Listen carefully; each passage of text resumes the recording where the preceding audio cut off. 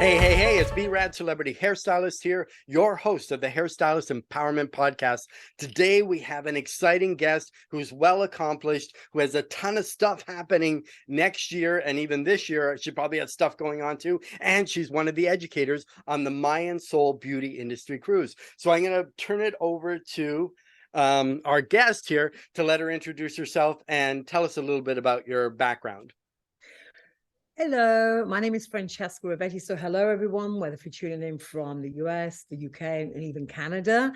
I am a NAHA winner and 5 times nominee. If you don't know who or what NAHA is, it is in the US and actually North America's largest hair competition.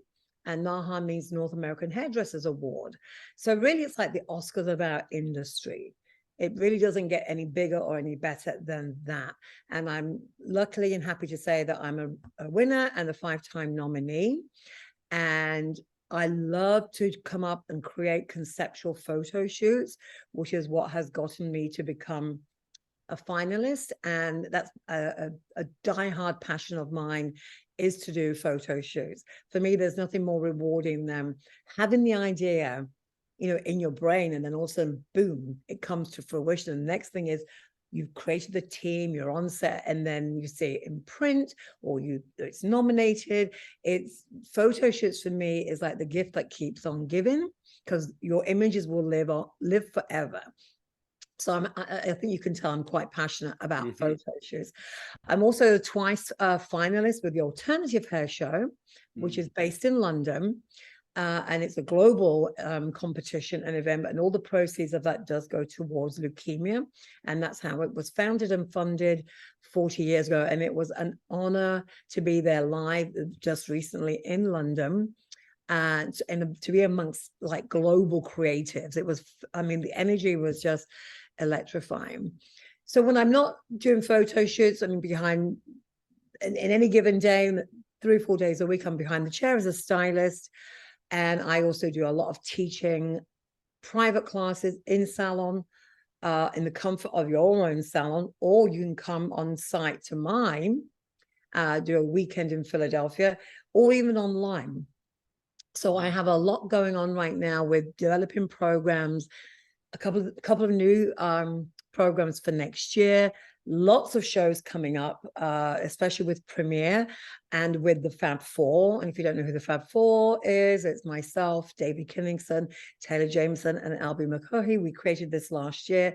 So we're definitely going to be doing the 4 major Premiere hair shows. And not to forget the cruise in May. Yes. Which is the Mayan Soul Cruise, May 7th through the 12th. You think I would know that? I think I hit the on the head there. Yes. If you haven't booked, the link is in my bio. Yes, exactly. Yeah. It's going to be an amazing week of an incredible lineup of educators, not only hair, but also business related, inspirational, spiritual as well. And everyone I've spoken to education wise, they are so excited to be doing this. And it's going to be a great week. So if you love to cruise and you love education, you should really join us. Again, the link is in my bio on my Instagram.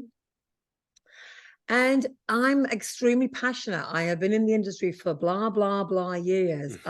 In fact, I think I calculated 43 or 45 years since you started. Yeah. So what made you, before you even did hair or were even part of the beauty industry, what was that turning point for you to say, I want to make, the beauty industry my career, my life, my passion?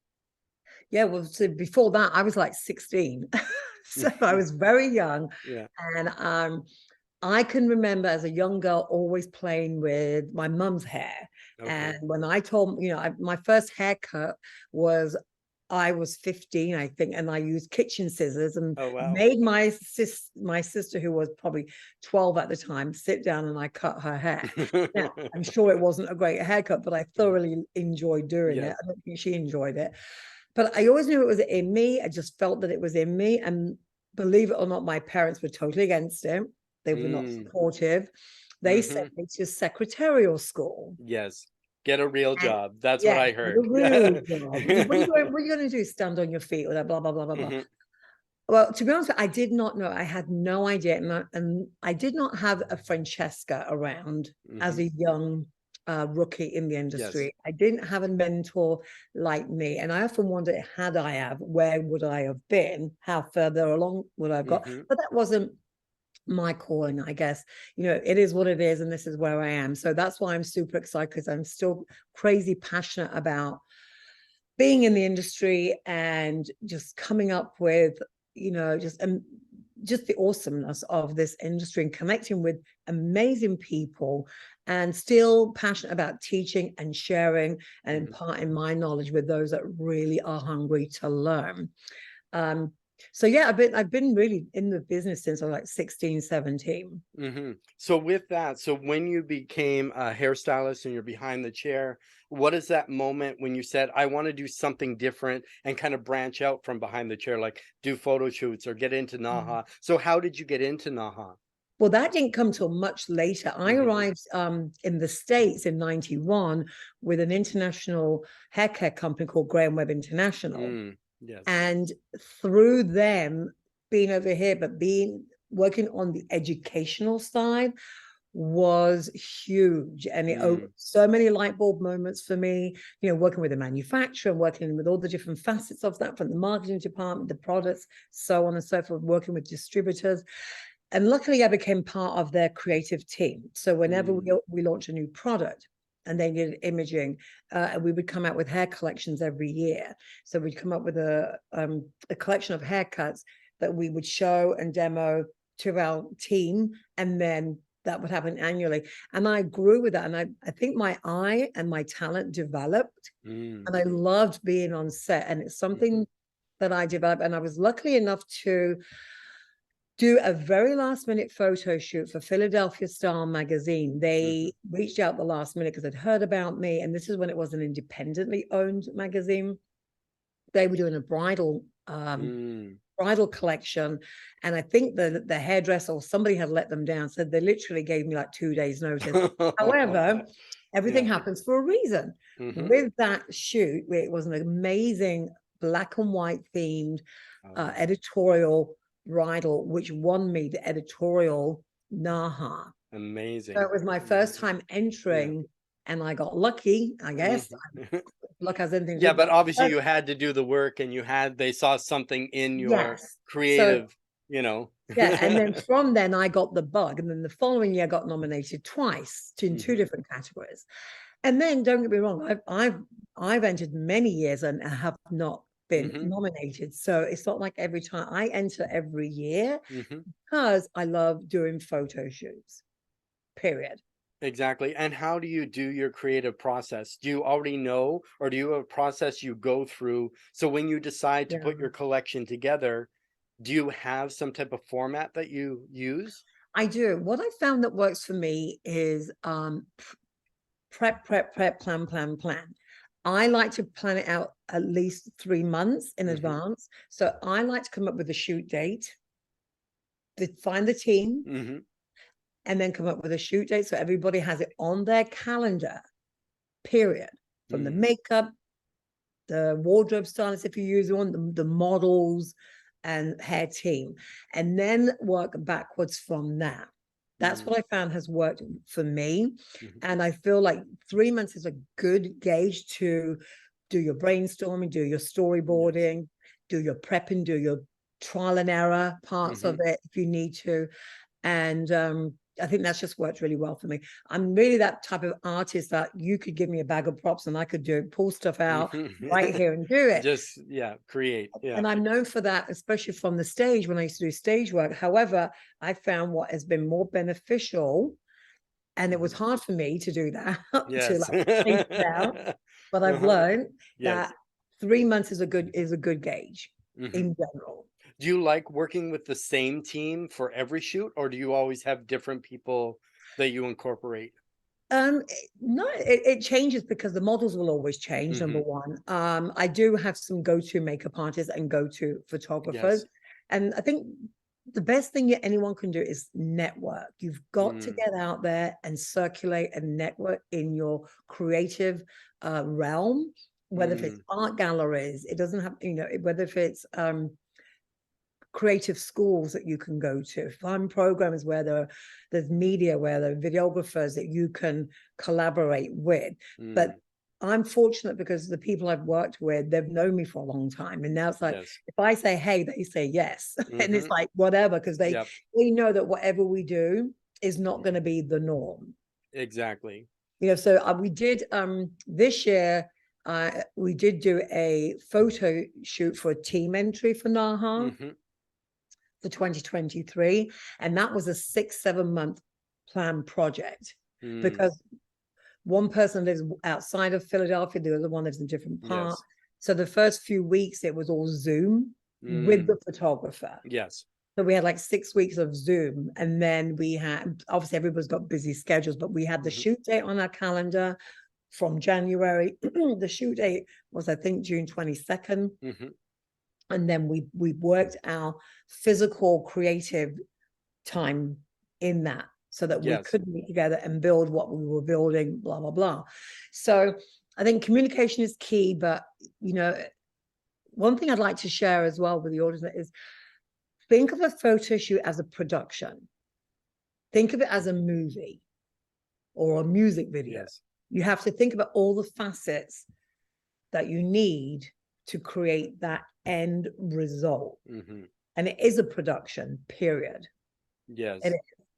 And I also get my models involved, which is great. I mean, I even have them do things, you know, like they're that involved that they're actually doing, passing me the pins or, you know, holding the hair for me. And because the models are local, you can build up a relationship, especially when you have that time.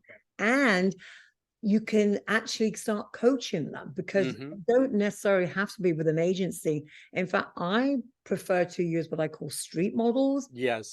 I would be in a restaurant, which I was recently, I mean, a year ago, and found this awesome young girl who's tall and gorgeous, never modeled. You know, if you have an Instagram or a Facebook account, it is an extension of your portfolio. So you can show them, look, this is who I am legit, you know, and then invite them to your space so they know that your space is legit. And then you start building them up. So I met this particular model, it's not even a year, but we've done 5 shoots together now. And had, and I don't know if you saw my Audrey video. I did. Yeah. Well, that was this young girl. And I, Okay. So I coached her and I said, you've got to watch every Audrey Hepburn movie in the next 10 days. Period. To get it down, to embody. Because it's not just about, it's not something we have to remember when you pick your models, that you have to make sure they understand what modeling means. Because you've done the hair, you've done the makeup, they look amazing with whatever order, but now they have to sell it. By modeling. And yes, you need, it's great if you have a photographer that gives amazing direction, but the more you can prep them ahead of time, the better it will be, you know. So, and that's it. And I think that's what a lot of models or people, when they're choosing, they look more at just the hair than the actual model. They're like, okay, she's tall, she's this, she's that. But some are because I did years of runway fashion shows, like, and stuff. But some of the models we had were, and the best models were actually the ones that weren't the most attractive or had really angular features. But the so-called pretty ones, like you said, they didn't really sell the image. And that's their job, is to show an image, show us stuff. So we can talk like maybe about one of your collections I call like the mop collection, where you use the mop. I think you may even get to see some of it in the background here. Oh, there's some there. So how did the mop kind of come around? So that's what I'm saying. It's not just a matter of just using a dress or just using that. So you used a different material. So how did that shoot kind of come about? That was an amazing shoot, hands down. So I'm one of those people that I don't throw things away without examining. And I had 3 commercial unopened mop. Oh, wow. In the basement of my studio. And I don't know why I had them, but I've always had them for a long time. So first of all, I offered them to an awesome designer friend, because he's great at mixing things up. And he wasn't interested. So I thought, okay, well, so then one day I literally just opened the bag and I just threw it, and it landed on, I threw it onto a mannequin, let it land, and went, oh. So that's how that happened. So what I did was I deconstructed them and then reconstructed them. Okay. And so that in that scenario, that the concept definitely came first. And then for me, I wanted a woman of color because I felt that would just fit with the black and white thing. It's black and white. And it was, and if you haven't seen it, it is powerful. And I picked this model was the perfect model. She just sold it. And she had the attitude and the energy. And I never forget that moment, the one that I call the roar, where she's got her mouth open. She looks like she's roaring. She looked at herself in the mirror, in her everything, in her mops. And she just channeled that. Oh, I got the chills just talking about it. She just channeled her energy, and she just turned around and went, and we're like, oh my God, do that again. And I'm not, that moment, we all got the chills. And I knew right then we would get, I just felt the nomination right there. So you have to pick your model that's going to fit your concept, period. Exactly. If it doesn't fit, it's not going to work. It's just not going to use them for something else. But make sure you pick your models for the concept, or you build a concept around the model. Exactly. And did the model, when you first told the model, hey, you're going to wear a mop, how did she respond? Like, what again, I get myself what I into? do is I have them come in, and I kind of nurture them. And I'm like, I've got this idea. And I mean, if I were to show you the behind the scenes stuff, which I don't have available right now, but yeah, I mean, it was at some point. And to be honest, I didn't really know exactly what I was doing. I just knew. And I wanted somebody with really full lips as well. So I wasn't solely specific about the color of the skin. I also wanted a model with nice full lips, because we knew then the focus was going to be the headpiece. And it's like, then what do you do? Because sometimes makeup can overpower. So if you look at the collections, the makeup is very simple, but with the yellow on the lips in different areas for each one of the three images. So no, she was great. Again, you just got to pick the right model, and they're just going to have to sell it. And you have to interview them. You have to say, well, this is what I want to do. Do you think is this within you? Do you think you have it? And it's okay to say, look, I think you're great, but maybe not for this concept. I'm going to keep you in my model file, and I'll use you for something else. So you always think it's good to have a roster just of people in general, like models, photographers, makeup artists? But I'm always looking for new models. I mean, photographers, I'm really leery about, because no disrespect to photographers, but everyone says, oh yeah, lighting's my jam. I got lighting, I know lighting. And then you're like, oh, you do the shoot, and you're like, it's not I do really tend to lean to a couple that I prefer to work with. It depends on the project. But with models, it's good to switch it up, because otherwise, she's always using that model. Exactly, and that's the same over and over and over. Yeah, I mean, unless if they're that diverse that you could really, they're like a chameleon. They change their attitude, they change their look, they change their. Who I use was definitely a chameleon. I've used her 5 times. Oh wow! Within this year, because and people wouldn't notice and say, oh, that's the model from this one, because she looks different. But all the hairstyles have been, because is she the same model then that was in the blue? No. Oh, the mop girl is, yes, that's what I meant. Yes, the mop is the same as the oceanic. Okay, the blue. But you wouldn't notice, like I didn't notice right away that was the same girl. That's right? Terry. That's Terry. So where the eye goes, but she's not the girl that I used in the tapestry. Oh, okay. Because with the mop one, you also had a blow up poster as well. The blow up, the big. Well, that was actually at the ISSE show. In Long Beach that year for the NAHA live. So when we walked into the big convention, oh my God, they had blown it up. It was massive. It was great for you.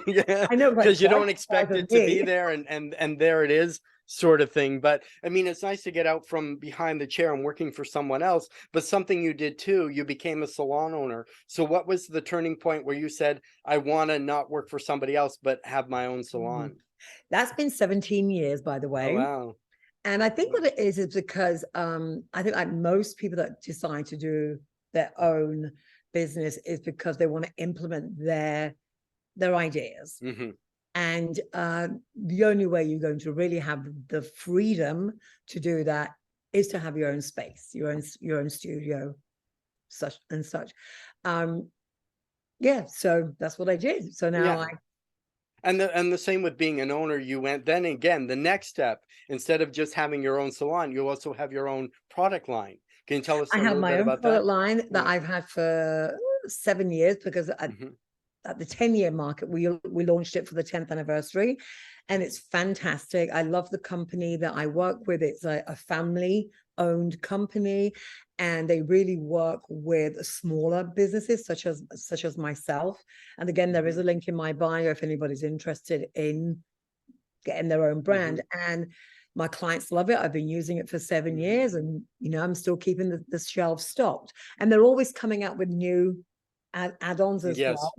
So it's not like it was just one SKU of products and that's where it ended. And you've seen a lot of my posts that I do. I'm promoting my hair art, I'm promoting the products, I'm promoting my photo shoots, I'm promoting my hair classes that I do online, on location.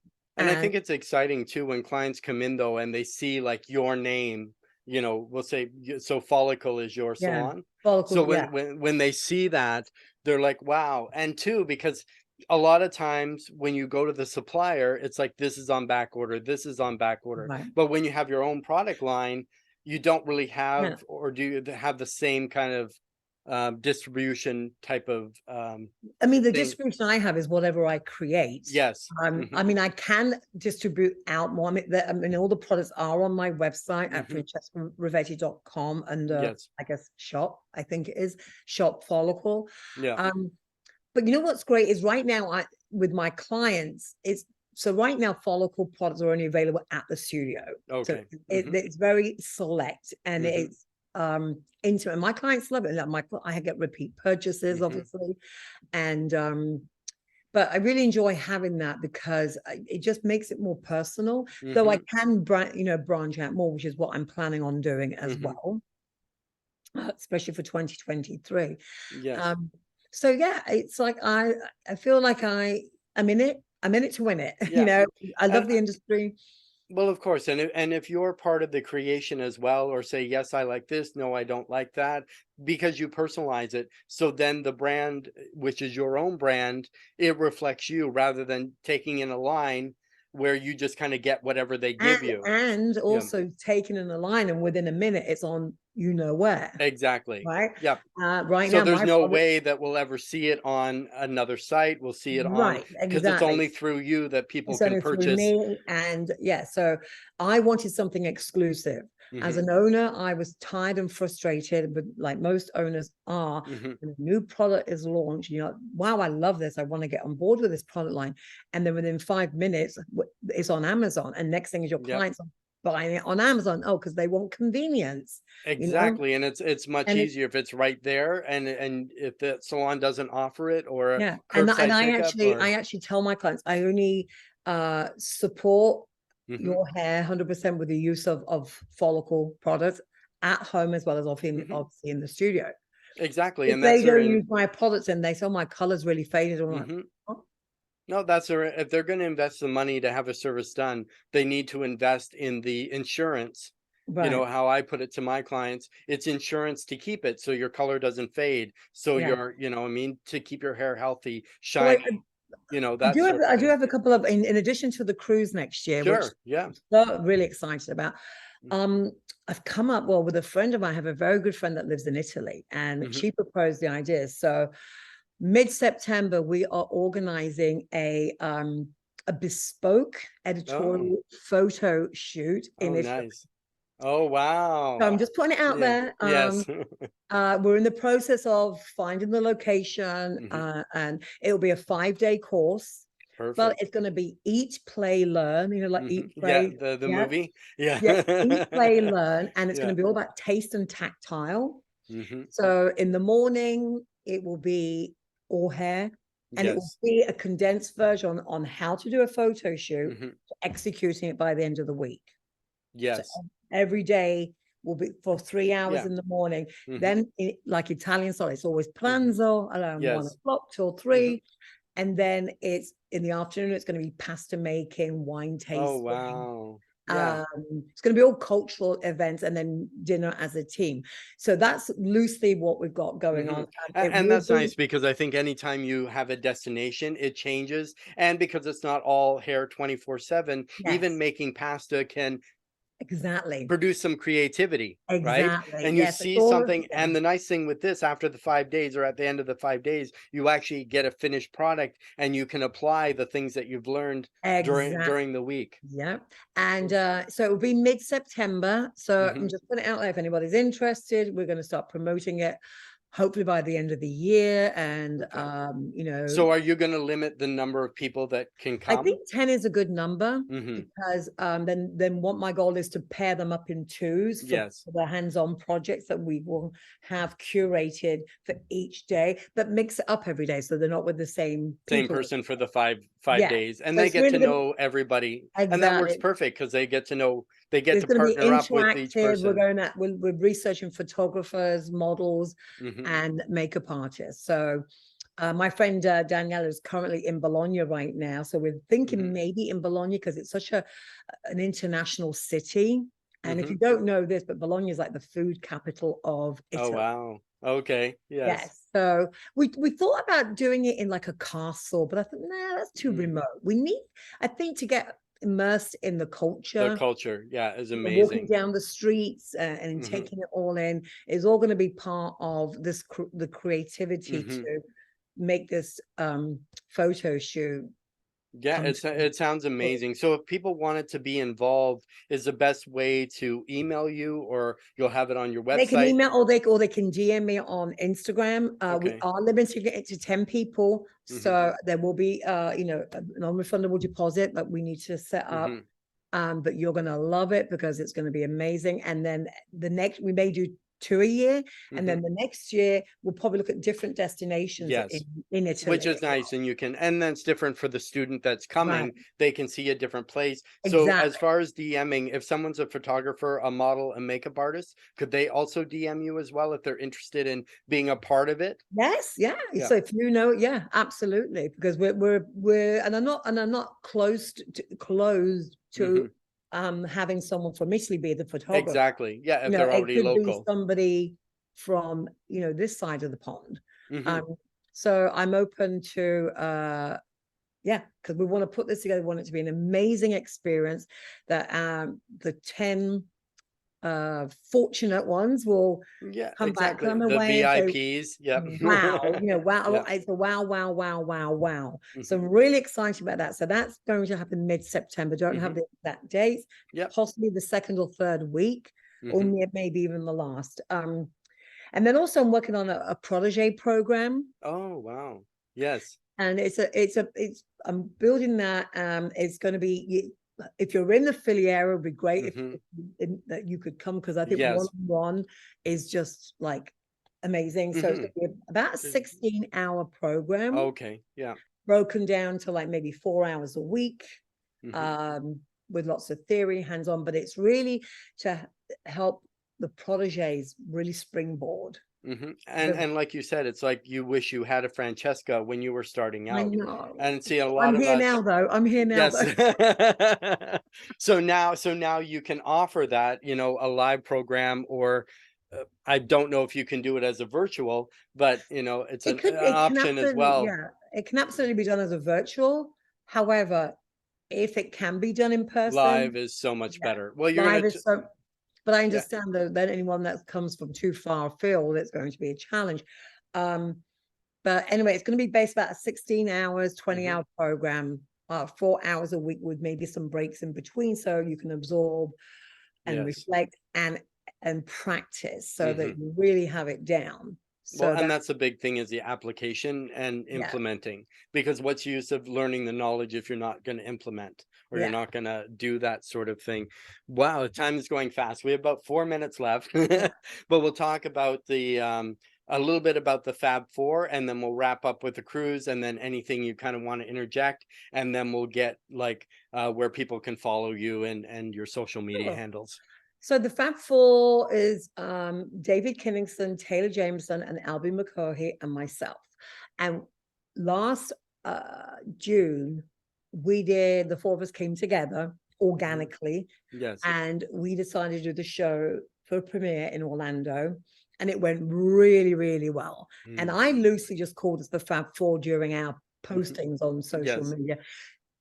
The other Fabs loved it. So now it seems to be catching on. And so we definitely want to promote ourselves going forward at hair shows as individuals, but as the Fab Four as exactly well. Because your last show you had standing room only. Yes, and we even had that in the hallway, and in there were and there also was an in empty Orlando, seat in the place I could see. Yeah, and also in Orlando, it was the same as well. So we're definitely doing the 4 big shows with premiere next year. And then we're looking at other shows as well. And so, yeah, we're excited about that because... One thing I would like to shout out to is Isotech, who kind of works with the Fab Four. You've been doing shows with them?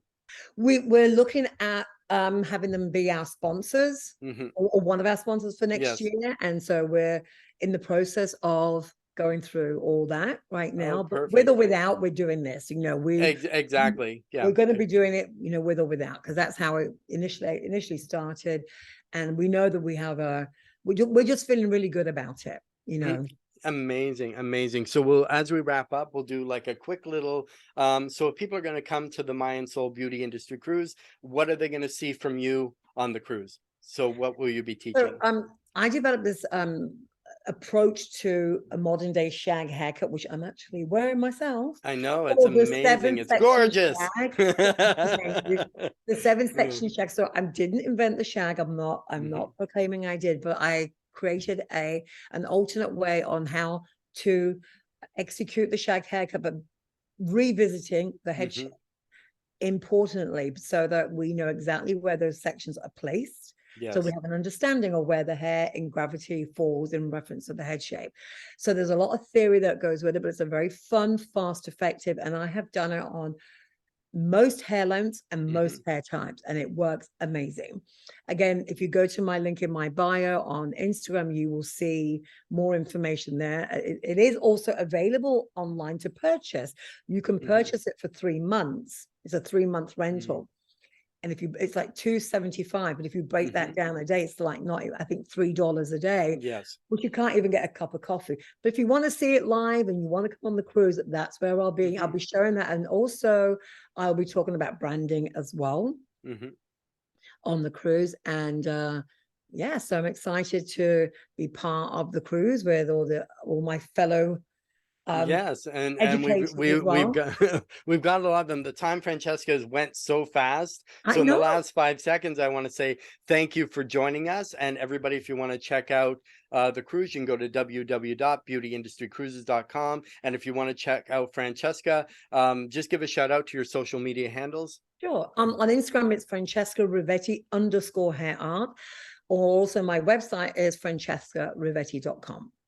Okay, that's great. So I want to say thank you. And then also everybody. I'm on Facebook as well. You're everywhere and got videos and you've won a ton of awards. I think we're going to have to on twice because your list is so long of your accomplishments that we need more than one episode. But I would love that. I would love that.